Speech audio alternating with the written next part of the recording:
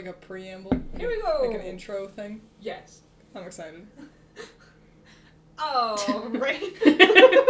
Starting off strong. Okay. This is going to be an exciting little experiment.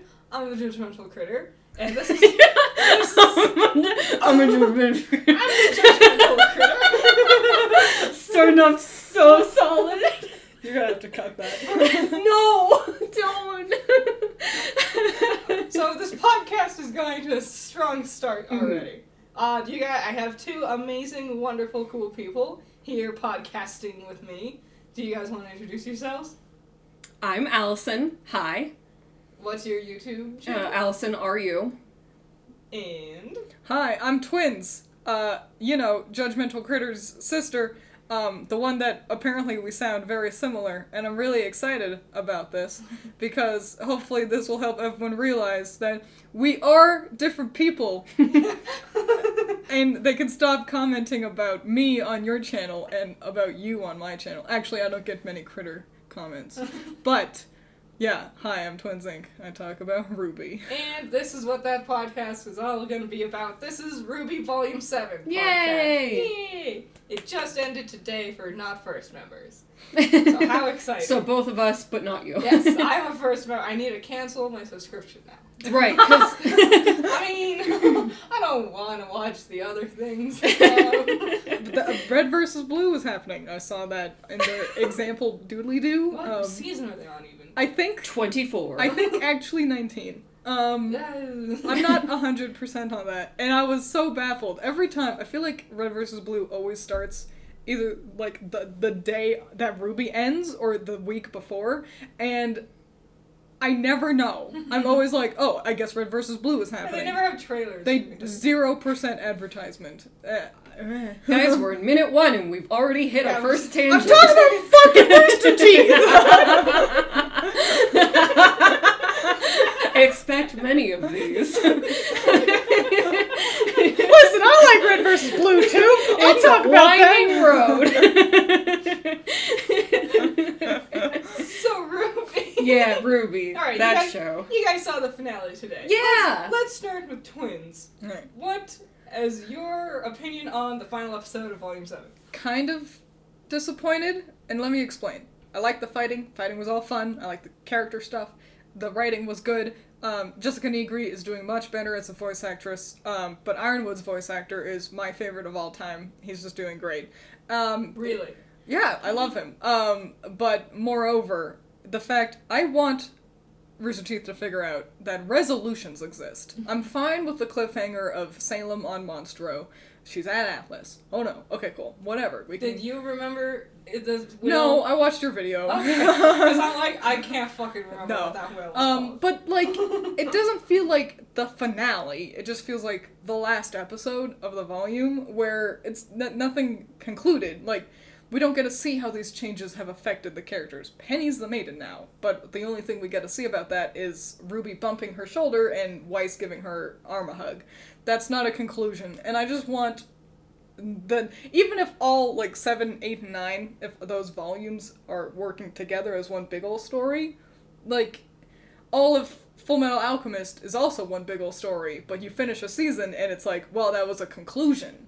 Mm-hmm. That story arc ended. There was a resolution, actually, and I want Rooster Teeth to figure that out, and so that kind of, it makes it feel like it didn't, it just doesn't feel that important. Like, oh cool, there was a big fight and important things happened, but without a real conclusion, it's like, now you just wait, I guess. I don't know. Before we get to your thoughts, Allison, simple little tangent, someone in my comments said that they think someone on Rooster Teeth, I don't know who, but they're thinking that Wales' grim name is Monstrosity, and if that's true, that's really cool. Get it? Because it's Monstro, get it? I do get it. If they don't name it somehow after Monstro, they're wrong. Just like Rooster Teeth is just incorrect. Alright, Allison, what was your thoughts? I loved it. I thought it was a really, really fun episode. I didn't at first.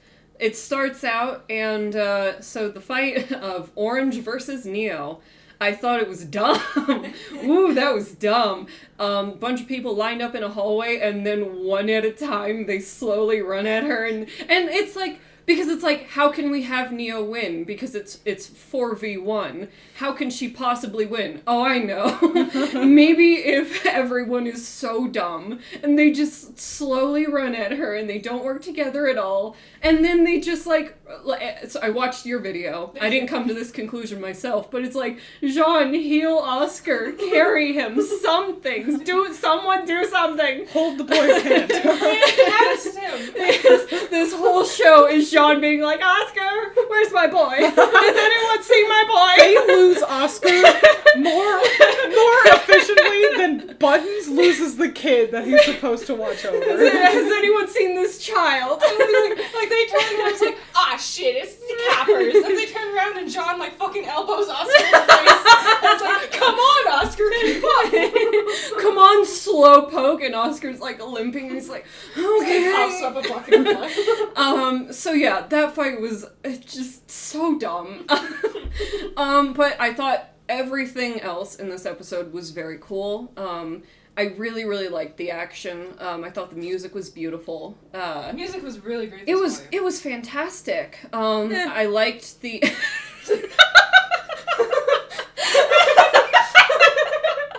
Okay. It was fine. That's fair. I thought it was beautiful. Just had a lot of fun. I liked Salem rolling up to the party on her big ass whale. I liked. And so Oscar developed on screen. Stop yelling at me. I'm projecting so that my voice sounds nice and clear. He did. That way I can peek the microphone and you have to. Yay! Ear blood. I'm happy that Oscar developed on screen. 4 years. For the first time. So exciting. I don't think that was his semblance. I feel like that was like him using magic or something, but I also don't know how the show works that well. Did he just stretch his aura into a bubble shield? I don't know. Yeah. Hang on. I need to talk about Vine for a second because they have a single line where he's like, "Have you ever thought about stretching your aura or whatever it is?" And then Jean looks at his hands, and then that's it. No, it never comes back. They don't even explain what that means, and so now it's just like, what the fuck does that mean? He's like, have you tried using your semblance like mine? And then he stretches his arms around. Yeah, is that what it is? Yeah. I don't fucking know. Right. I don't know. I think Oscar's semblance is teleport, because what I thought had happened was that he had crashed through the bottom of the very, very long garbage chute that he was in. But upon further thought, I think he just teleported outside of it. But there was rubble falling around him. Well, maybe I'm wrong. I only watched the episode I once. saw a comment. Someone was like, I think he went through time and now he's in a destroyed atlas. I'm like, no, that's called mantle. You know, anything that's below and now he's 70 years in the future, and now it's really pedophilia when he and Ruby get together. It's like, wait, what? That is what? I do like that the line between Ozpin and Oscar is blurring. Significantly. It's getting harder to tell who's talking. For a little bit there, I was like, is this Ozpin that James is talking to rather than Oscar? Because they're bleeding together, which is good, and I want that to finally happen, so then, yeah, I can talk about Rose Garden without getting a bunch of comments being like, isn't that pedophilia? Because Ozpin would be, like, feeling up a 12-year-old. I'm like, 1, I think she's 17. 2, fucking no, Ozpin they would never have a pedophile character in RWBY. Yeah. And 3, they're not gonna do that. He's gonna go away, clearly. And it's like, well, we don't know that. Yeah, we don't call him Ozma. We call him Ozpin. Ozma's gone. He's like blended into Ozpin. So we were talking about my thoughts, Stink Lords. Oh, sorry. You had an interesting thing to say. Okay, I was gonna say, I know, I'm very boring, but jeez Louise. So Oscar stuff is a little bit confusing because I'm not great at understanding, like, the in-depth mechanics of this show. So when I see something like vague bubble around a character, I'm like, is that force field that Ren did in Volume 1? Is this magic? Is this aura? Is this semblance? And then I stopped thinking about it. So, overall, I had a ton of fun. Where would you rank Volume 7? Highly. I guess, so I always flip-flop, what my favorite volume is. I think I'm gonna still leave it at Volume 1, but I think my rankings now are Volume 1 is my number 1, and then Volume 7 above Volume 6, because I really liked Volume 6, too. Yeah, Volume 7 is now my second favorite. Oh, cool, twins. Yay! Not you!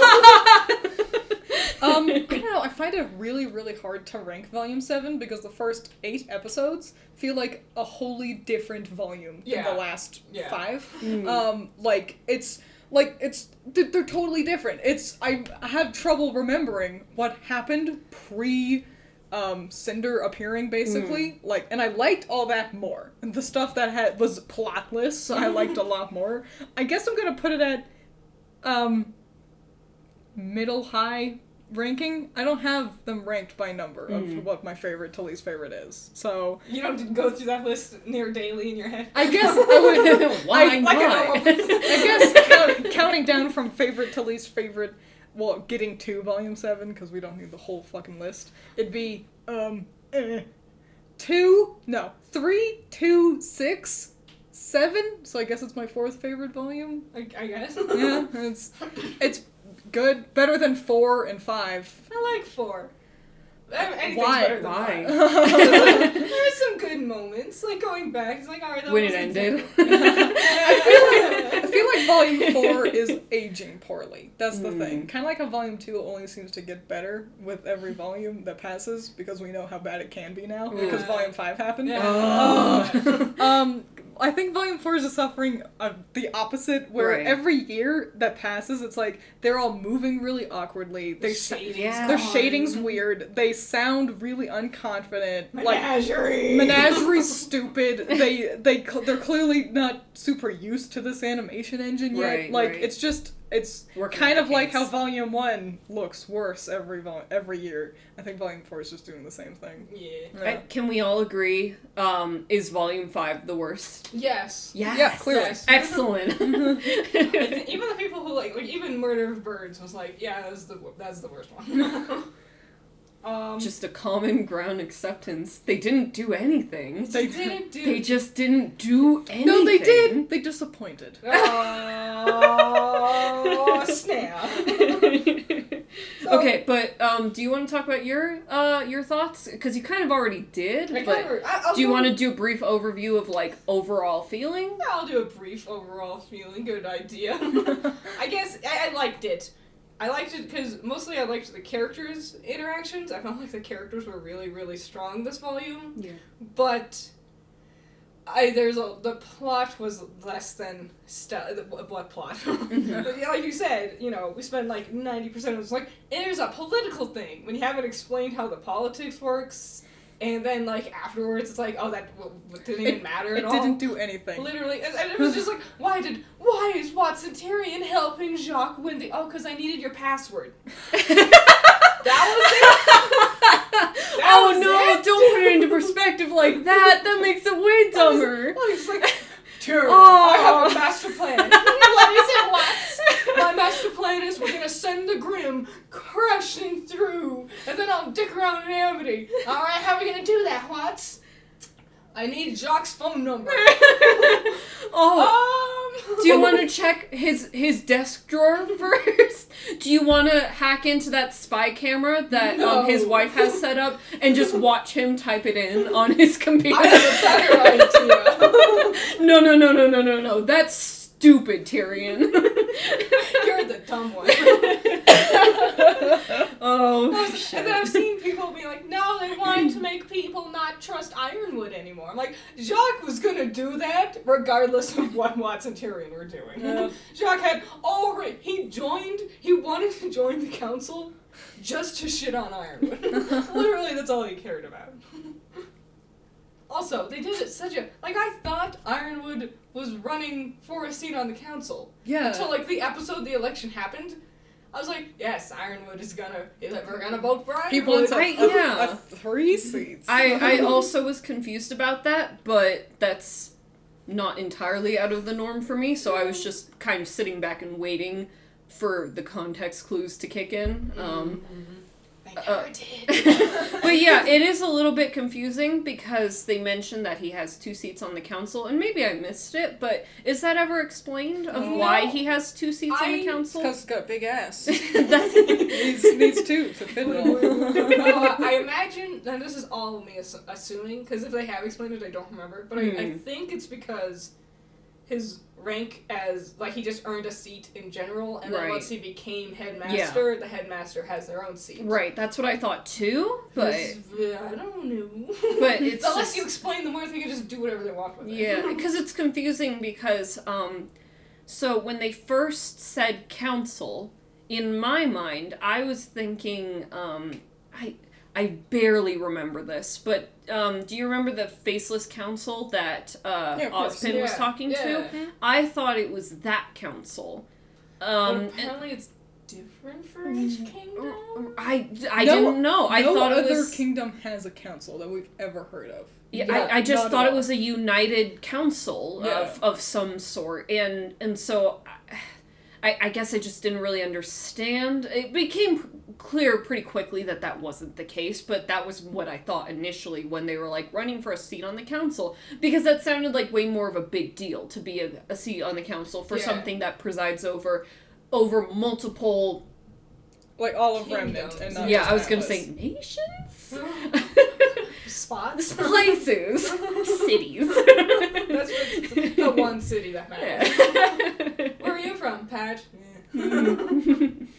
So, this is a very polarizing volume. A lot of people... Was it? Yeah, a lot of people, like... Well, seeing as how every other volume, either you hated it and I loved it, or vice versa, and one of us was always... We never all agreed. No. Every single episode. There's not a single episode where we're all like, I loved it unconditionally. That's Except true. for... no, you liked that episode. Never mind. Which episode? I think it's 3, the one with Thunder Thighs joke. That was and 4. It's worthless. It's a useless No. waste of time. It's the worst episode of the volume. It's I a guarantee. great episode. No, it's useless. It's doing nothing. Nothing happens. Just Ruby talks to Crow, and that was cool. That could have been a scene of an actually worthwhile episode. That was actually funny, maybe. They got their licenses. It doesn't mean anything. It means they're growing. It doesn't. It means they've taken steps forward. No, it's dumb. I guess it is polarizing. When you said polarizing, and I was like, really? I thought you meant, like, in the RWBY fandom. Well, that's true also. Like, Okay. I pay attention to Reddit. Okay. I know you guys don't. Well, because they're a week ahead of me. I didn't want spoilers. That's fair. But yeah, like, it's the same thing as this. Like, I hated this episode. Okay. I loved this episode. So interesting. Yeah. A lot of people... Okay, this is something I wanted to talk about. Mm-hmm. So, okay, power scaling. This one... My favorite conversation. Since you're not on Reddit, you might... Okay, there was this big old thing, and Okay. everyone got all Is it fucking about upset. Adam. No. Okay. Similar, but no. Okay. What is it? And, like, I was thinking it was episode 10. You know, Oscar's been kidnapped. And they're like, oh shit, there's Oscar. And it's Neo disguised. And Oscar runs up and he punches her. And every fucking person shat themselves and went, how could Oscar land a hit on Neo? She kicked Yang's ass so easily. How could Oscar? And I was like, I don't care. It was a cool transition. Right. That's all I care about. I don't think I've ever cared about anything less in my entire life. Power scaling arguments are the least compelling thing I've ever heard, and people being like, how did blank beat blank? That doesn't make sense. What is the point of this argument? What... I don't know, because it's a story, and not everything has to be a chart with numbers, and my stats are higher than your stats, so I win. It's so boring. My numbers beat your numbers. I don't know, because it was a good moment for Oscar to be able to do something. So, like... whatever. This sounds like the same people who cry and whine like, Ruby and Weiss aren't wearing armor. They can't take hits. And it's like, do you cry that Monkey D. Luffy wears shorts this much? Shut the fuck up about your stupid asinine bullshit. It's an anime. Let them wear skirts. Let Oscar punch a girl. Okay? His skin is made of rubber, so he has impenetrable skin. I don't know anything about One Piece. I don't either. I've never watched an episode, but like I think he has like Yes. super armor skin. I don't give a fuck. Why not? Why can't we talk about One Piece right now? In the middle of this RWBY podcast, and suddenly, One Piece. Yeah, absolutely. There was also a big old thing, similarly, it's like, RWBY beat the Aesops. They're like the elite hunters, fighters in the entire fucking kingdom. And I'm like, but we don't know what they're weak to. I will say, I understand that because it's like they were presented as superior than Team RWBY. And RWBY having her line of, yeah, you were until you trained us. It's like, okay, shut up. But, so Allison had a great idea, and they really didn't do this, where because the Aesops have their whole deal of, listen kids, we're not friends, we're co-workers, we hate each other on the outside, we don't fight together, and Team RWBY are like, oh, but friends, and so Allison had that idea of, oh, Team RWBY are gonna win using friendship and teamwork, and they don't. Blake and Yang get to fight together because they like to kiss when the camera's not on each other. Because they're dating, they get to fight together. No. RWBY blocks one attack against Weiss. Weiss blocks one attack against RWBY. That's not working together. Whoa. The rest, Team RWBY is on her own. Weiss is on her own. The ones who are dating are working together. And their part was the best part. And I agree with Allison. I wish that all of the Aesops had gotten taken out because Team RWBY actually used teamwork, and not Harriet was stupid and ran into a single block of ice. Right, That was a little dumb. Because that episode, I really liked that episode. Yeah. I thought it was really solid, but I finished it, and I was just sitting there, like, feeling weird, and, like, not being able to put my finger on, like, why didn't I really enjoy this episode? Because I liked the stuff with Tyrion and Crow and Clover. But something about the Aesop's fight was just so like jarring to me, and I think that was it of like I feel like they tried to do like a we beat you with the power of friendship, but I feel like they didn't actually go all the way with it. And it's not terrible. It's not the worst thing. There was a little bit of teamwork, so I'm not going to scream and cry that it was the worst episode, or it ruined the show, or blah, blah, blah. And I'm not surprised that the Aesops lost. Of course they were going to lose. They're extras. Like 10 minutes of They screen time. are, I don't care if in universe they're the strongest people in the whole wide world. If in the show, they're extras, they're not gonna win. like they might win, like, little fights, but they're not gonna destroy Team RWBY. Why would... Team RWBY aren't gonna be arrested, let's be honest. The Aesops, I would be shocked, and maybe they'll show up again and I'll have to eat my shoe, but I don't think they're coming back because they were so underdeveloped. I can't remember their names most of the time. I don't care about any of them except for maybe Marrow a little, but only because he constantly was like, hey, I'm on screen, here I am. Yeah. Weirdly. I will say, to counter your argument of only Blake and Yang could fight together because they're dating, I was thinking about it actually, and I was like, well, they probably always fight together because that's the easiest ones to fight them with. Because RWBY has all this range with her fucking scythe, so the brawler and the short-range katana can't be next to her, otherwise they're gonna get in the way of her scythe. And Weiss, similarly, is all AoE attacks, so again, they're not gonna be able to stand next to her because all of this shit is in the way. So the sisters don't know how to fight together? Well, it's never been implied that they do fight together. The only time we've ever seen them fight, like, next to each other was when it was the Yang character short for Volume That's... 5. It would be cool to see them fight together. I would That'd call be that neat. a fair counter-argument, except we've seen them work together. Ladybug. Checkmate. We never had a RWBY and Yang one, though. Okay, cool. RWBY and Yang hate each other and they don't like fighting. But regardless, it's a team show. Also, the show is based around teams. They should be able to fight together. It would be downright fun to get to see them fight together. Right. Or, because, just thinking of, like, because Marrow could stay RWBY, and then RWBY can't move for a second. That's her whole deal, is speed. Imagine how fun that would be. How is how would Yang deal against Harriet's speed? She's used to fighting against RWBY, at their time with Patch, when she was helping RWBY learn how to fight. How would Yang fare against another fast character? Those ideas are fun, but no, you have to stay faced against your designated enemy. Oh, Yang's only allowed to fight Elm and Vine, because Blake has to fight Elm and Vine with Yang. Marrow doesn't try to fight anyone other than Weiss, And I don't know. It just seems like a lack of... So technically, yeah, a giant scythe is a hassle to try to fight next to. I punch and your giant weapon's in my way. I can't... Well, okay, cool, but it's, again, an anime. Right. The idea of, well, how would they counteract that in fun, cool ways just sounds like a way more entertaining question to propose rather than, well, why can't they fight together? I do think Harriet's speed was the biggest problem. Like, if Harriet wasn't there, then I definitely think, like, RWBY and Weiss teaming up would have been much more plausible, because being Speedster has to fight the Speedster, because you're not going to be able to catch Harriet. Yeah, that Yang example, that could work, but... And maybe Weiss could do time dilation. If she ever remembers, she could do that. Because Yang also fought Neon. Neon was fast, too. So, Everyone's fast. Sure. It's either everyone's fast or everyone has a semblance where they just multiply themselves. There's like 17. There's a lot. I don't know. I did like the fight. It did feel really easy. Like, it didn't... Team RWBY didn't struggle too much, except for Blake, because Blake has to get saved by her girlfriend. Yeah, Blake sucked. Yeah.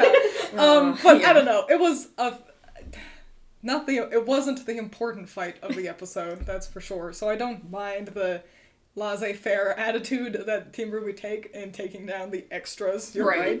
I don't know. I just understand why people would be upset, I guess. Okay, so I go in hard because power scaling talk is the most boring thing in the world to me. How did Gohan beat Vegeta? I don't think Gohan's ever beaten Vegeta, but it's just so boring. I don't care. Like that ring of wait a minute of Vegeta being like, wait, I can't beat Kakarot. But Kakarot could beat the Ginyu Force, but I just beat the Ginyu Force. But they're not as strong. Right. And it's like a triangle of doom. And it's like, I don't know, it's just a show, shut up. That's a bad argument to have. If you do that, then we can't criticize anything. Exactly. But power scaling is a very boring conversation to me. But I guess I will concede reluctantly that I do kind of understand where those people are coming from for this specific instance. No other. Shut up. Don't. How did they beat Adam? I don't care. Because there's 2 and he's 1. Go away. But then it's like, well, how did Neo beat the 4? Well, because they lined up. Maybe if they tried 2 because the story needed to be good, and this is how it was good. Because Cinder needed to win something for once in her life, and she didn't even do the win. Neo won. It wasn't even her. She just copied her best friend's homework. Yeah. She's like, I did it. I won. And Neo's like, you fucking... We're gonna have a teamwork power project. Neo, can you do all of it? Yeah. And then Cinder puts her name first. I'm really excited for the inevitable moment where Cinder's like, Neo, you betrayed me? Why? And Neo will be like, Neo will roll her eyes, and that's the whole conversation. She flips her off. This is the one time that Neo talks, and she just says, "Go fuck yourself." So let's shift gears for a topic. Okay. Robin. Ooh, okay. I hate Robin. Me too. I have something to say. Go for it. You surmised that her head was too small. Maybe. I believe actually her arms are too thin. Maybe? This is objectively unimportant. But I wasn't expecting the conversation to go here. Like the same episode you came to the conclusion that her head was too small, I'd come to the conclusion that her arms were too thin. Maybe it's her shoulders, actually. She has some weird-ass shoulders. But you're right, her proportions do feel weird compared to everyone else. I've heard that she's actually a male character model, that they just changed like manipulated into a female character model. Why would they do and that? Like, I don't, maybe to make her like be like cool and burly, but her like little John sidekick girl she has on her team. I don't remember her. That she's like the tall. She has like darker skin and blue hair, and she has one line. She's the one that isn't the one that can make shit invisible and not the goat girl.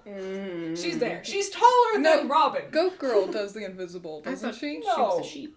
She might be. It doesn't a sheep. really matter. She said she was a cow. No, she can't do the invisible thing. The one that's a transgender, the one with yellow and blue hair. Marigold. She's in the mobile game now. She is. Why? Because she's, I don't know. She's a background character. Are we gonna make the fucking the bandit that looks like me a character too? Are we gonna do that? That'd be neat. I agree. Make you an epic. I'm hoping it means the Happy Huntresses will actually get like characters, and we can get rid of Robin because she sucks. Oh boy, better have more characters join the cast. Oh come on, we had like the 5 Aesops. Yeah, and I wasn't They're happy. not gonna stop introducing characters. You're right, and then we're just. That's fine. So whatever. Why have Team RWBY do anything when it can be the Penny and Ironwood show? So I have a thing about Robin. Right. Because, so I really wanted to like Robin, because I thought that her concept was really, really cool. So, like, they had her posters up and stuff, and I was so excited. And her character, though, is baffling to me. It's so confusing. Why does she exist? It's, okay, so the confusing thing to me is it feels like we're running with 2 ideas simultaneously. So we're running with the idea of Robin Hood. Steal from the rich, give to the poor. Steal from Atlas, give to Mantle. So we're doing that. Robin Hood, the lawbreaker, and the criminal, who's blocking off military roads and, like, threatening people with firearms. Sure. As opposed to Robin, the I wish to be an elected government official. Yeah. And so it's like, well, Robin, maybe don't openly, like, not even, she doesn't cover her face. It's not in the dark of night. Yeah. She's just like, what are you doing here, boys? I'm gonna stop your military truck. And Clover's like, can you not? And she's like, I'm gonna rob you. And it's like, do you want to maybe be more subtle? Your money on your life. do you want to like, what do you want to do? Do you want to be the cool thief? Or do you want to be a government official? Yeah. Because boy, oh boy, it sure is a good look to run on the campaign of vote for Robin. She waves guns at people. Vote for Robin. She's a criminal. I get it that it's like maybe some people in Mantle are like, yeah, she fights for us, but I feel like it'd be very easy to smear her because she's a criminal. It'd be like if Al Capone was like, hey, I want to be president. It's like, I mean, I'm sure some people are into that, but I think a majority of the law-abiding citizens are gonna be like, no. That's concerning. I was thinking about that earlier, and I think a way they could have like done that and keep her as Robin Hood. Mm-hmm. Let's go with May Marigold again, because we were just talking about that. May, that's her name. Yes. Yeah, cute. She's Maid Marian. Yeah. I know Robin Hood. And Fiona's Friar Tuck. Oh. No, if May was the one trying to, like, if they made her, like, an actual character, or Fiona or something, I don't give a shit. One of her other Happy Huntresses, quotations, was the one trying to run for the political part, and then Robin was still, like, shaking people up. And then it's like, well, I don't want to vote for you because you're affiliated with a known criminal. And they're like, Robin, stop being such an ass. I'm trying to be elected for this thing. To have, like, a duality thing to at least yeah. Or have the Happy Huntresses be the ones doing the shakedowns, and right. Robin's just, right. It's like, well, those are your huntresses. And it's like, well, I mean, I'm not doing anything. I'm right here. If you also could, like, if you don't look like an actual, like you got your outfit out of the trash. Right. Or just Robin Hood's color is green. I know. Why did you pick the ugliest, like, baby puke, faded ass olive green? Because she's a bandito. Fuck but you. Robin Hood. Raven! wears bright-ass red, and she's abandoned. It's because Monty designed Raven. Stop being afraid of colors, guys. Right. All the other happy huntresses look fine. Yeah, she's so dull. It's so disappointing. She could have been cool. I just like Robin Hood. So objectively, Robin exists so she can hold Ironwood's hand, so everyone can know Salem's real, which is stupid because then Salem shows up. Right. Oh my god, I guess I was telling the truth. What? I have two outstanding opinions about Robin. Mm-hmm. First, I am very, very happy she didn't become the maiden, because that's what I was worried about, because she's got, like, light-colored hair, and because I care about color theory, I'm like, why does Robin exist? Surely it wasn't simply to just hold Ironwood's hand, and so I'm like, oh no, something's gonna happen, maiden bullshit, and then Robin's gonna become the maiden, and then I have to care about Robin some more. So she didn't, hooray. Second thing, I fucking hate Robin, and I want her to die more than I want Cinder to die. Because she is the initiation for the stupidest moment in all of RWBY, and that is Clover being like, Crow, I need to arrest you, and Crow being like, yo, I'd rather not. And Robin jumps up and yells, no, it has to be about me, though. Me. Yeah, it is, especially because Crow wasn't, he was sitting the entire time. It's like, hey man, you're under arrest. Oh, no, I don't know. I mean, And like, and then she's like, drives like, fuck you, Cowboys, you'll never take me alive! It's like, no, she starts firing loudly, hits the engine. It's like, no, Robin, you're not under arrest. Crow, you wanna go? It's like, yeah, let's talk to Iron. Let's go. Fucking stabs everybody. So yeah, Clover's like, Robin, this isn't about you. And then Robin says, fuck you, I'm doing what the script needs me to do. We need to crash. And so she starts to open fire. And it's just the dumbest thing. She's stupid. She conveniently hits the thing that keeps Tyrion latched to his seat. I do like that Tyrion's like, I'm free. I killed the captain. I'm the captain now. I got the hat. I'm glad that Tyrion has his priorities in order, firmly. Alright, goddess number 2, hat. Yes. So, yeah, My hat. I fucking hate Robin, and she can just stop. She can just not be in the show. She can pull a Glinda and just disappear. Yeah, it's like next volume, Crow's like, here I am, alone, in jail. And everyone's like, wait, what? And he's like, if only I had a friend to talk to. And everyone's like, I thought you did. And he's like, just me and my shadow, as it's always been. And then he puts Clover's pin on him and he's ow. And he's like, if only if only my semblance wasn't bad luck. And then the volume ends. That's the entire volume is Crow in jail. We're now and everyone's like, is this an art piece? Is this a thing that's gonna go in a museum? So that's how I feel about Robin. Alright, Podcast over. And I'm gonna shift topics now away from Robin. Okay.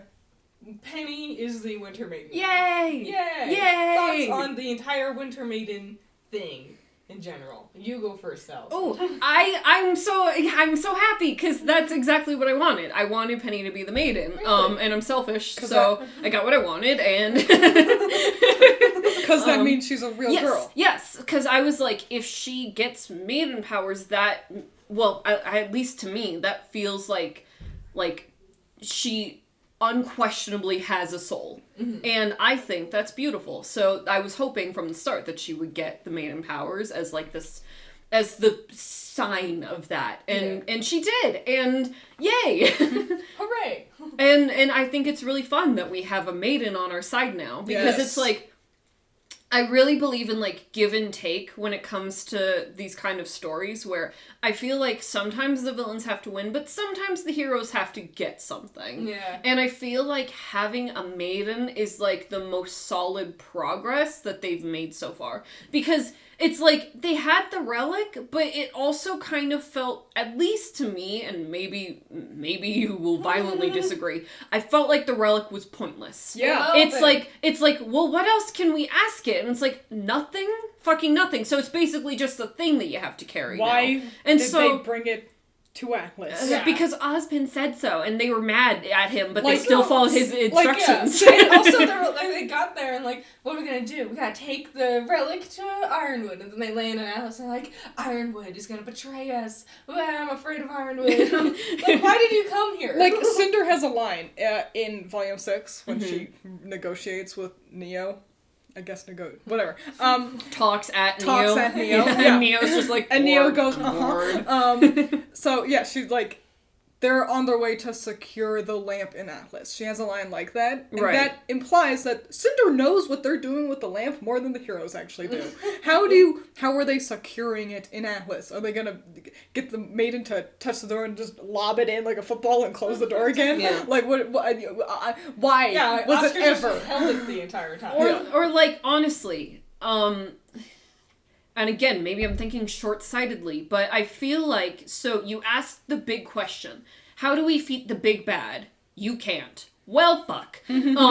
So you asked the big question, and so it's like, well, why not just ask a third question so that the villains won't be able to use it for a long time? Yeah. Like, that way, yes, you still have to carry it around because you need it for, like, the whatever god summoning ritual that I guess we want to do. I don't guess. know. Or maybe stop Salem from doing it. Whatever.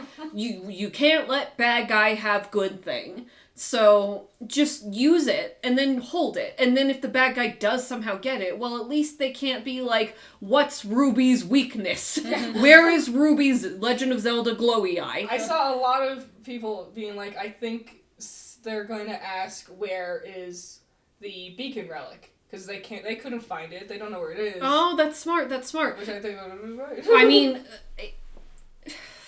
they shouldn't know how to activate the relic. Why not? Why not? I don't know. Wouldn't Salem know? Why would she? Because Why wouldn't she? She knows what they are. I mean, I guess so. But didn't the God of Light be like... didn't the God of Light be like... So, the God of Light was like, I'm putting these things down. Wait. Before you ask any question, Okay. I'm going to let you know, we don't know. Oh. They don't explain it well. Okay. There's still debate. Like, I Okay. get comments that are like, wait, Ozpin Ozma made the vaults. And I'm like, we don't know. Right. We just know he built the schools over them.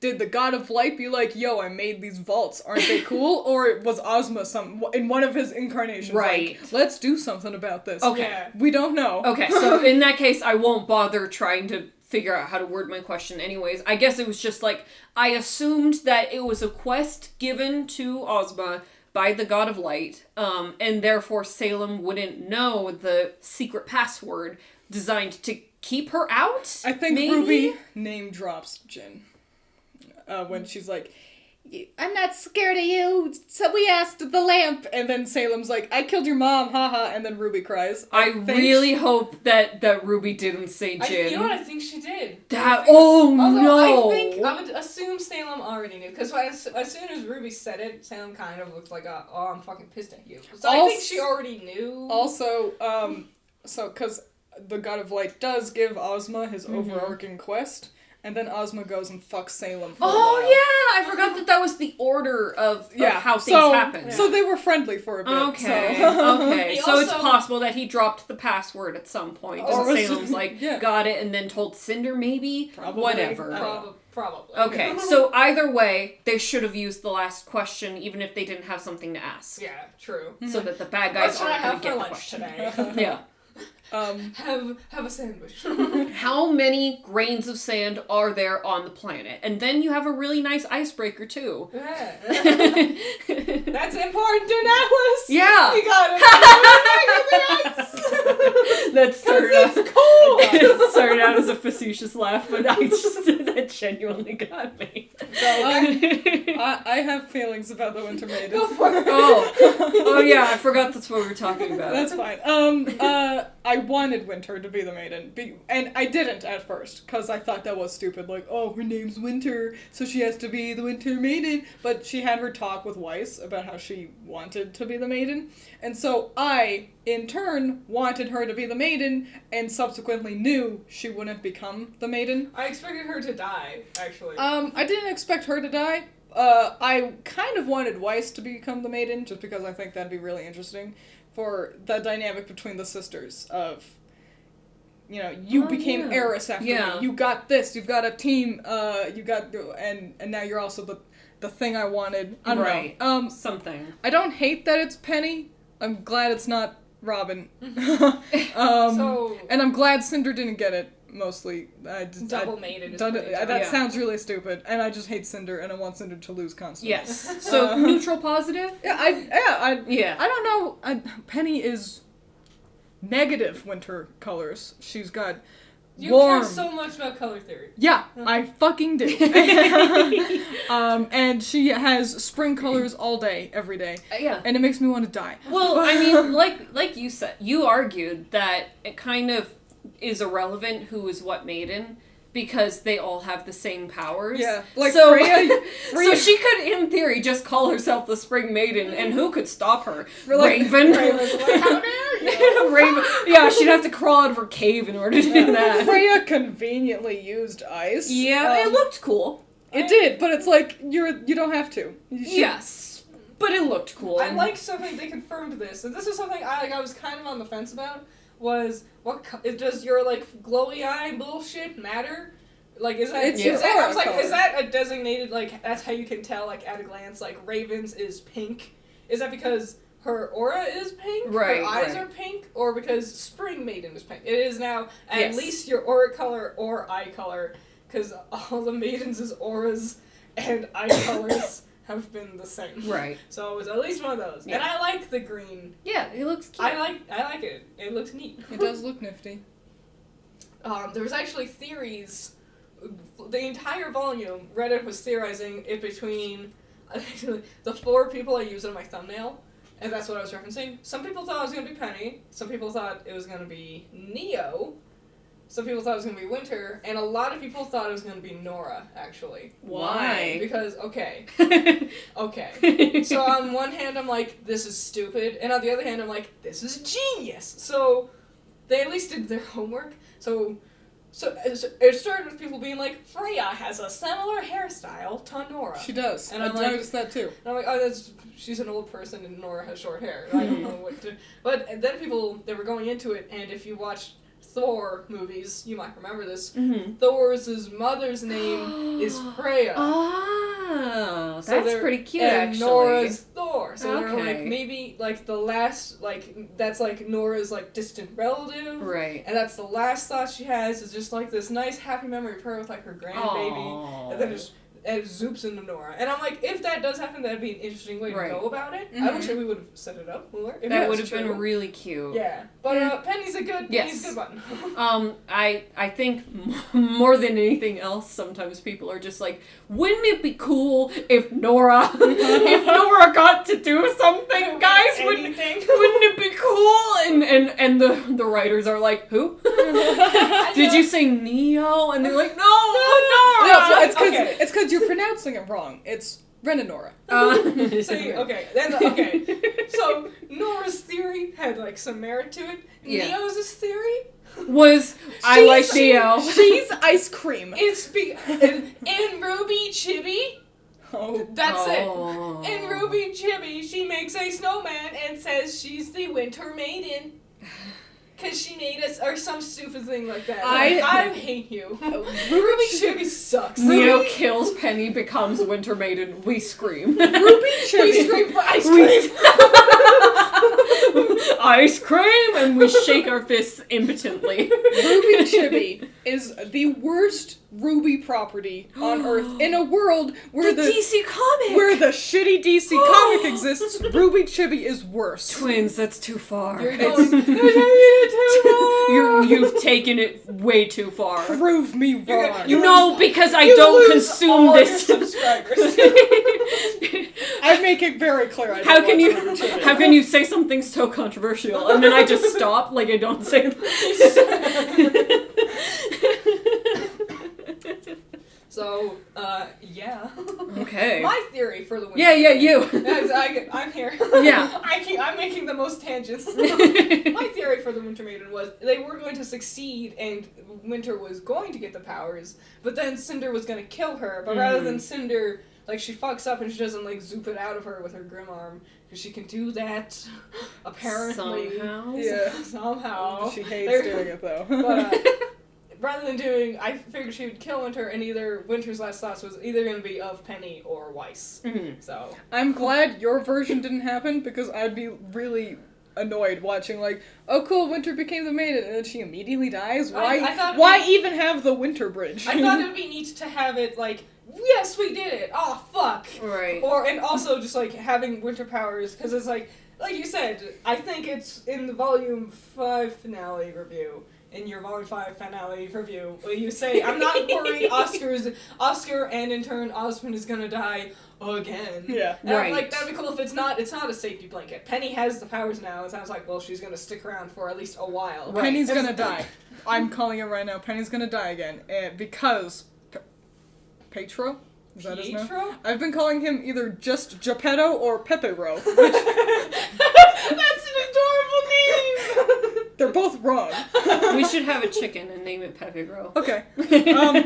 I have another one named Geppetto, and a third one named Pietro that you never talk to. Because you don't know what his name is. Penny's dad talks about how, I gave up some of my aura, so I really can't bring Penny back next time. And so that, I guarantee, means Penny's gonna die at some point. And it's gonna be, oh, boo-hoo-hoo, cry about Penny! And then this time we'll actually give a fuck about her death, and we won't just talk about Pyrrha. They're just gonna try to make Murder of Birds fucking cry again, and milk Penny's death again. So I don't like the motion that you did. It was very jerking off. It was like the biggest dick in the world. It was milking. I get it, but Okay. So I thought when he said that, I thought that they were just being like, okay, so we used the Dragon Balls once. We can't do it again because something. Yeah, because she has to die and make it. No, I thought that they were just being like, so there are stakes now. It's just, so I don't think it's so much as a Chekhov's gun.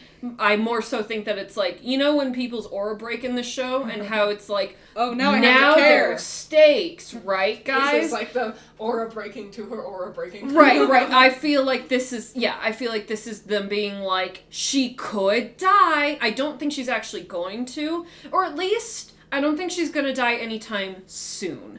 If she does die, I feel like it's going to be a late game thing. Because I feel like, narratively, it would be very cheap to have this thing where it's like, we brought character back, and then they die so quickly. Like, it's a little... There's, like, a thing when like, you can kind of see if a character is going to die because of, like, potential. Like, if a character has a lot of potential and there's, like, a lot of connections, then it's less likely that they're gonna die as opposed to, I have nothing left. Like, there's nothing left to do with this character. Fair.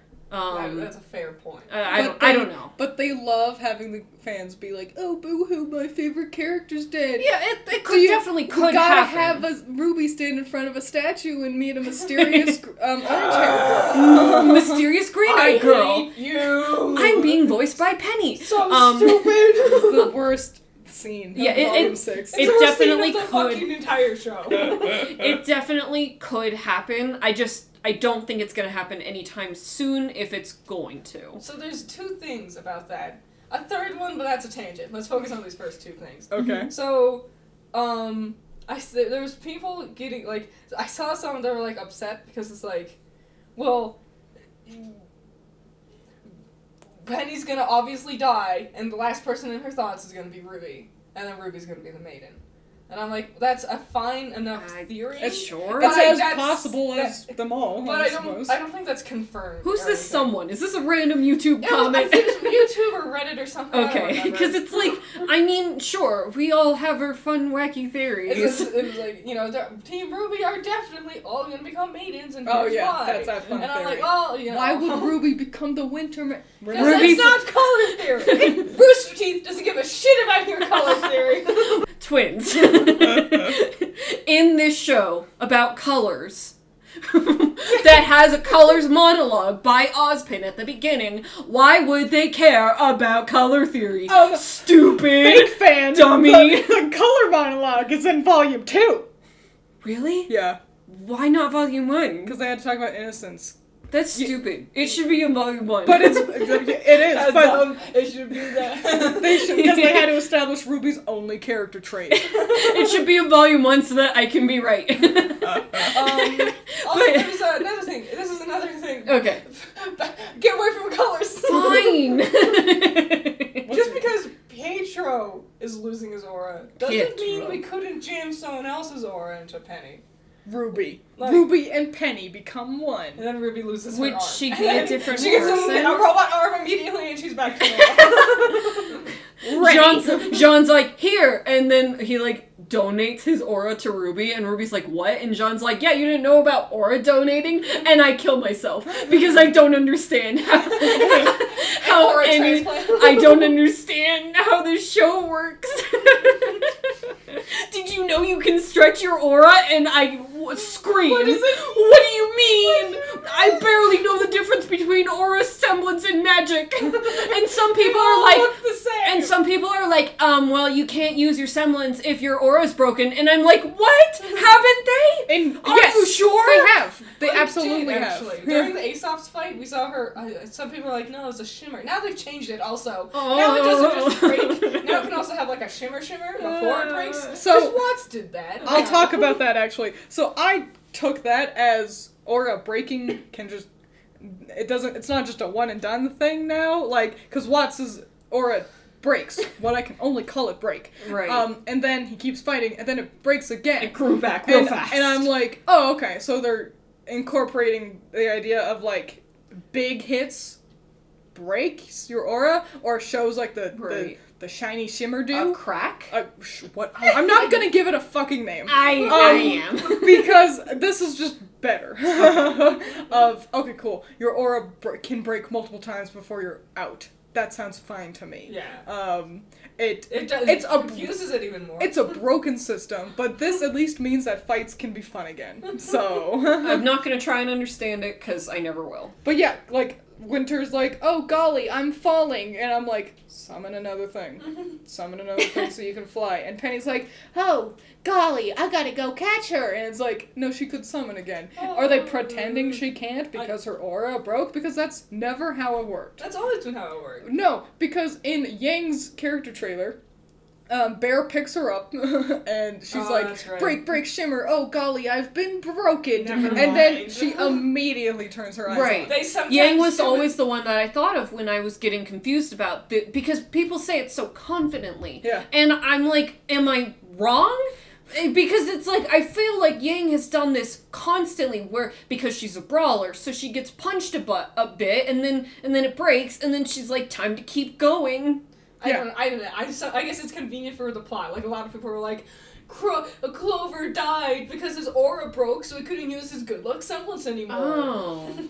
In that case, why wouldn't Crow just be constantly Right. not having his aura? Yeah, just break your aura all the time, I Crow. don't know. It's just, we can't go into an No, aura. it's dumb. Or That's if you, because apparently you can have your aura not activated. So Yeah. if Crow just never has his aura activated, like a- is that the same? And so then his bad luck won't activate? Or does it mean his bad luck is like Or- not being kept Yeah. in check? Or does it have to full ass break in order for you not to use your semblance? In which case, every morning Crow just hits his knee with a hammer until Ah!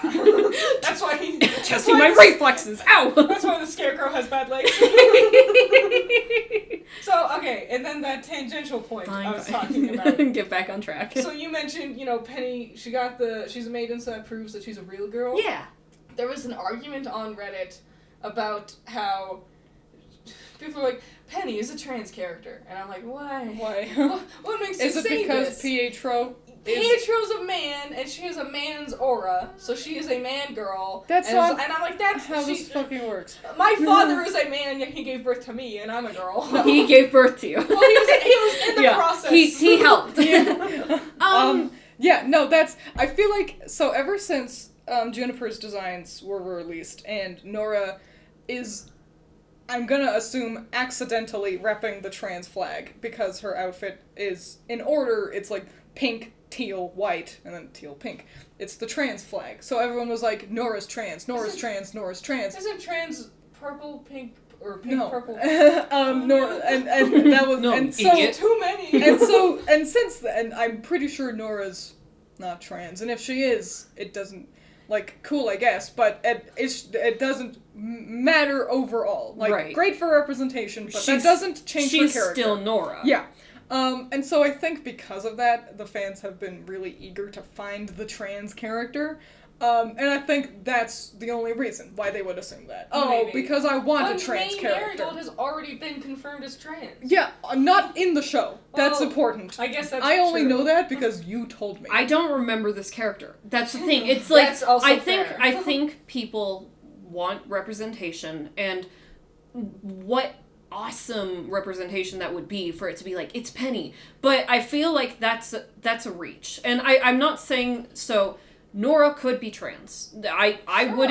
wouldn't put it past Rooster Teeth to Suddenly have, oh, but didn't you know Nora's trans? Well, I She's mean, been like- trans this whole time. I mean, it like you said, it wouldn't matter. Yeah. So it's kind of like, I mean, sure, why not? But Penny, I feel like that's a reach for like meaning behind something that it's like, if you want to headcanon that, then no one's stopping you. But I feel like you're putting too much thought into something that's already very abstract. Yeah.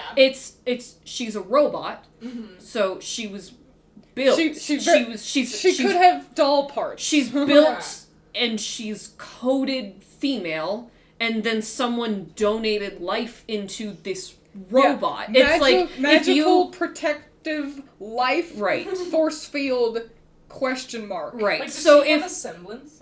so, like Can she do if that's your preferred interpretation of Penny, then great. I don't think that's the canon intent. No. Yeah, I think Because it's just too much. I think Yeah. the biggest indicator of that, in my opinion, is her aura color and Pietro's aura color. They're both green, but they're Right. different shades of green. They're Yeah. different people. Yeah. It's just because you've transferred your life energy into an object. I don't think that you're transferring your gender energy. Yeah. If I donate my blood to Doug, my coworker, Right. he doesn't become trans. You know. Yeah. Right. Get some female in there, and it's like, nah, it's not really how that would work. Yeah. So yeah, I disagree. But if that's your thought, go for it. And, Yeah, and I if mean- Rooster Teeth is like, that was our intention. That Good. was when we Then neat. Hey. when we came up with this backstory, that was what we intended. And it's like, okay. Okay, yeah. I do, like, if they're gonna be like, we've got a trans character, it's May Marigold, I would like that to actually be fucking canon. Right. Because, Like, yeah. And And she have doesn't even have any lines. them tweeting that objectively a Right. background character is trans. That's Right. basically the same as J.K. Rowling being like, by the way, did you know this character's gay? Like, they had an intense sexual relationship It doesn't- off screen, not for you. If it doesn't happen on screen, Right. it might as well not be canon. Right. And so I do hope also that the Happy Huntresses come back, so then this trans character can have actually a character. Right, would so be- that we yeah. can actually, okay, cool, you have a trans character. Let's see them do something Yes. actually, and Yeah. not just be like, look, we did it, guys! And they also Here really- she is! They need to figure out that they can't just in interviews or tweets or however it is you always get this information. Right, Usually you Reddit. always know everything. It's usually Reddit. Like, just like with Adam's scar, it looked like sock to me. I SOC, because it looks like an O. And it conveys nothing to me. Right. You, critter, told me it's SDC. And, Well- and I'd be like, that doesn't mean anything. And then you said Schnee Dust Company. That's fucking stupid. If you want to convey something in the show, actually do it in the show and don't send out a tweet. Yes. Like, and Oh. that's why I say that his scar should have just been Weiss's glyph. You know, the thing we've always Yeah, seen that would have been way fucking on better. the Schnee Fuck. shit. Yeah, Schnee, everything has had that snowflake on it. Having that on his face Right. would have hit us way harder. Immediately. Because I just have to pretend that I knew it was, Schnee Dust Company, that matters. I thought it was like hieroglyphs. I couldn't see it I at thought all. it was like a number, like 506 Yeah, or it's something. not clear. They And- did a bad job about it. And so, if they want these things to matter, like, we've got a trans character, or, hey, he's been scarred by Weiss's dad somehow, put it in the show. Yeah. Don't put it in the fucking soundtrack. And, well, okay, while we're on this topic, do you feel like, because this was huge, was Clover's death queer baiting, in your opinion? No. Are we gonna, like, roundtable this? We can do that. Okay, who wants to go first? You go first. You're Okay. well articulated. I've got opinions about other things about Clover's death. Okay. So I'll just talk about that instead. Okay, so, I understand why people who shipped Crow and Clover would be upset. Because I shipped them. I think for different reasons than why other people shipped them. I liked them together because I thought that it was nice to see Crow be Happy. be something other than the team's miserable wet blanket. It was nice to see, like, him trying to make positive changes in his lifestyle for... regardless of, is it romantic? Is it platonic? Who gives a fuck? He was doing it, and it felt like he was having a good role model in the process. It felt like Crow's mental growth was hand in hand with his relationship with Clover. So I liked them as a couple. It is, in my opinion, not queer baiting if the characters are never officially confirmed as queer. Okay, I felt the same way. It's if Clover had been like, Crow, I big gay. Would you like to be gay with me? And Crow's like, and then immediately he gets stabbed. Yes, that is barrier gaze. I will say I wouldn't call it queer baiting still, even though Clover died, because Crow still exists. Right, wrong trope, honestly. Yeah, because Crow, even with his potential boyfriend dead, Crow can still have another boyfriend. Right. I don't know what Crow's orientation. If they immediately have Crow, like, hook up with Robin. Like, Robin's like, yo, let's date. No! Then I would say that I would scream! Because everything with Crow and Clover was, like, implied. It's just a lot of looks. Yeah, big wide-eyed looks. But, gotta kill the gay option so Crow can be with the straight option. Right, because that's so... Yeah. That's what queer baiting, the trope, actually is. It's, I'm gonna be gay, psych, here's my girlfriend. It's, the technical trope of Clover dying is barrier gaze, which, same thing. Yeah. He wasn't officially confirmed as gay, and as much as I think that, I thought that was the intent. Yeah. He didn't say, I big gay, and then died. It was not official. Like, if it was like, for example, if Ilya, who was, like, I had a super hardcore crush on you, and then she died. Oh, yes. Then, that's barrier gaze. Yes. And that would be also really fucking sad. A lot of people actually attacked Twisted Teeth because they were like, you're queer baiting, to the point where one of the writers, the new one, Eddie, he, like, reached out on Twitter to be like, we're not trying to be problematic. And I hate the fact that they did that because RWBY has been one of the most, like, sexually diverse. Yeah, like they're we have trying. Saffron and Tara on screen. Yeah. And Blake and Yang are very heavily implied. Ilya's there. They're basically canon. I think they honestly are. If someone is still like, they're not dating though, I'm gonna call I haven't seen a kiss, so they're not in love. I would look this person directly in the eye and say, you're fucking stupid. Yes. Because that's what you are. If one of them was a dude, you'd be like, oh, top 10 ships. Yeah, they're blatantly in love. You would believe that they were in love. It's the fact that they are two women, but you haven't seen lips touch. Yeah. And you're like, they're not getting... Shut up. The show is about fighting fucking monsters. Right. Seeing your lesbians kiss is not the top Moreover, it took 7 years for Ren and Nora to kiss, and then they were still like, are we dating? Yeah. So it's like, maybe calm down. They're together. I don't know what else you want the crew to do. And if them being together bothers you this much, stop fucking watching. Right. Clearly there's gonna be gays in this show. They're not gonna just break up because you're angry. Yeah. I do think a problem people may have is all of our examples are lesbians. Yeah. The only Or representation. Yes, and Crow and Clover were the, like, first, like, glimmer of hope for people who are like, me too? Do I get to be part of this? Scarlet in one of the, like, mangas being like, oh, I don't swing that way. Yeah, isn't fucking it's canon! Yeah, it's, well, I mean, even if it is, like the writers are like, this is my intention, it's the same thing with... It's supplemental. I am a casual fan. Yeah. I do not consume extra material from this show.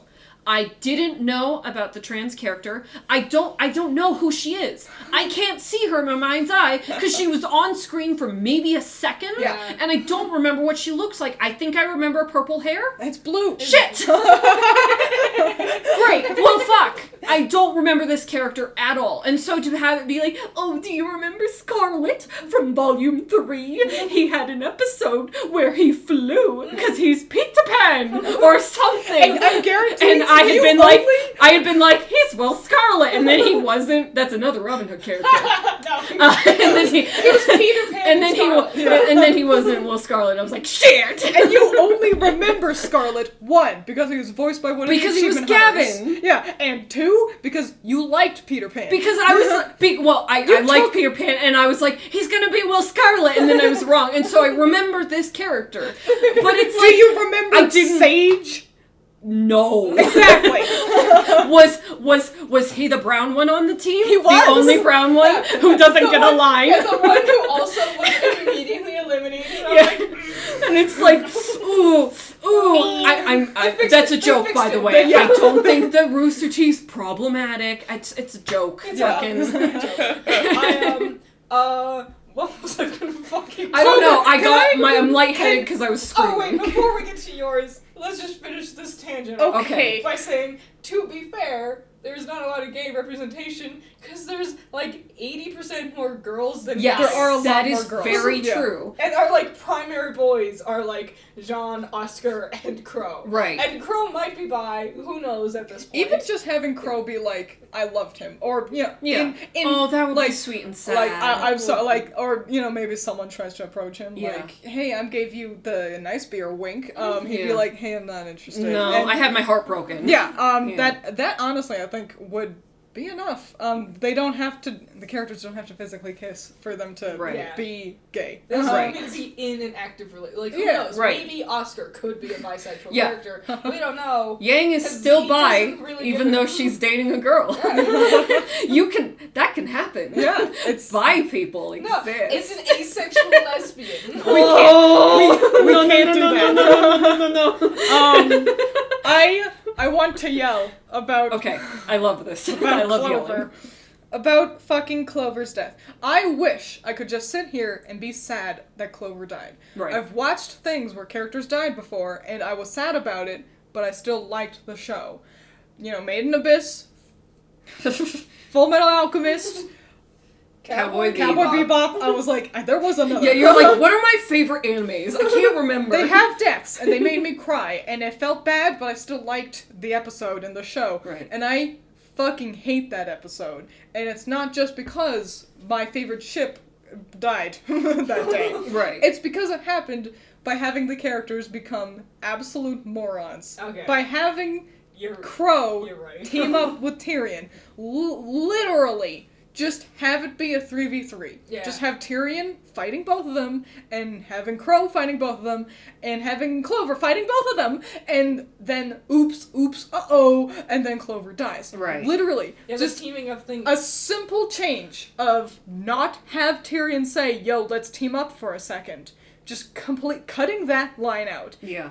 Completely fixes the episode. It does. And whoever is the person who decided for that to be the chain of events is congratulations on ruining one of what could have been one of the best moments of the show. That's true. Yeah. That's true, because it completely takes away the talking point, because it could have been that we just focus on isn't it tragic? And hopefully we're not just talking about, were they gay though? Yeah.